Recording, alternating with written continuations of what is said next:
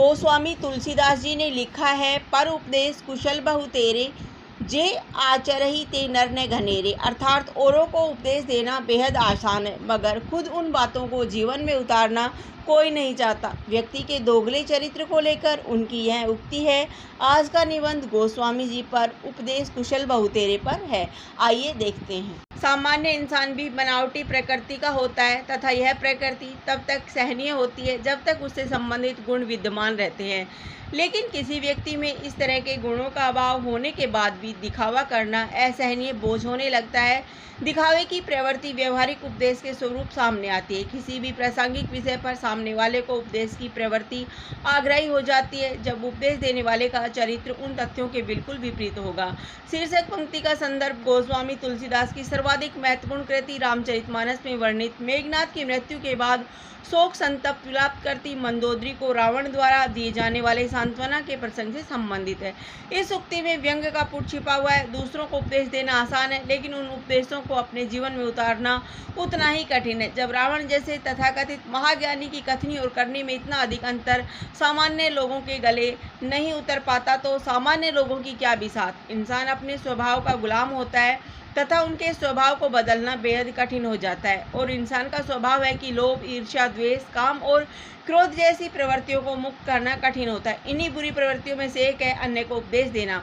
वह जिस आचरण का अनुसरण नहीं करता परंतु अन्य को वैसा आचरण करने के लिए सुझाव देता रहा है, यह एक मनोवैज्ञानिक तथ्य है कि मनुष्य उपदेश देने की प्रवृत्ति में अत्यधिक रुचि रखता है। अधिकांश व्यक्ति बिन मांगे सुझाव और अनावश्यक रूप से नसीहत या उपदेश देने व्यक्ति के मस्तिष्क में वे बातें गहरी बैठी हुई है।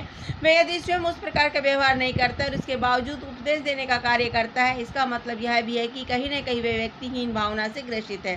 साथ ही वह नैतिक रूप से कायर भी है, क्योंकि नैतिक रूप से कायर इंसान उपदेश दिए गए सद्वचनों का स्वयं जीवन में पालन नहीं कर पाता। जब रावण ने मंदोदरी को संसार की क्षणभंगुरता का वर्णन करते हुए से सांसारिक मोहमाया से वशीभूत होकर उसने सती साध्वी सीता का अपहरण किया है। रावण के पांडित्य या विद्वता में कोई संदेह नहीं है, लेकिन व्यक्तित्व के इस महत्वपूर्ण अंतर विरोध ने उसकी नैतिक कायरता स्पष्ट कर दी। वह एक ज्ञानी के रूप में जिस आचरण का समर्थन करता है, उसी आचरण का अपने जीवन में पालन नहीं कर पाता है, क्योंकि उसके बाद ज्ञान पर उसकी कामुकता, लिप्साएं, सांसारिक सुख सुविधाएं अत्यधिक हावी हैं। सामान्यतः अधिकांश व्यक्तियों की स्थिति ऐसी ही होती है।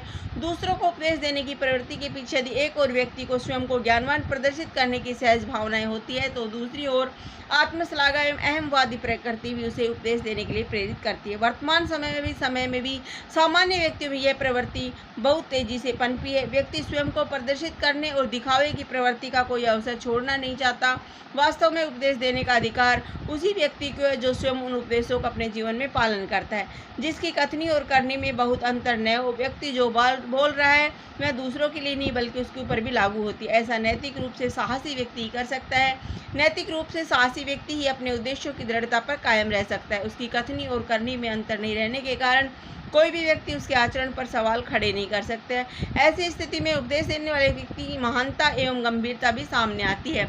ऐसे व्यक्ति समाज के सभी सदस्य अत्यंत आदर प्रदान करते हैं।